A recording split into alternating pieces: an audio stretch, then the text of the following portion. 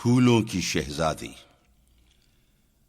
کلی سے کہہ رہی تھی ایک دن شبنم گلستان میں، رہی میں ایک مدت غنچہ ہائے باغ رضواں میں، تمہارے گلستاں کی کیفیت سرشار ہے ایسی، نگے فردوس در دامن ہے میری چشم حیراں میں۔ سنا ہے کوئی شہزادی ہے حاکم اس گلستاں کی، کہ جس کے نقش پا سے پھول ہوں پیدا بیاباں میں۔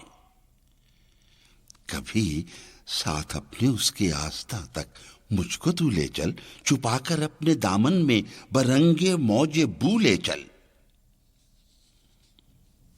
کلی بولی سریر آرا ہماری ہے وہ شہزادی، درخشاں جس کی ٹھوکر سے ہوں پتھر بھی نگیں بن کر،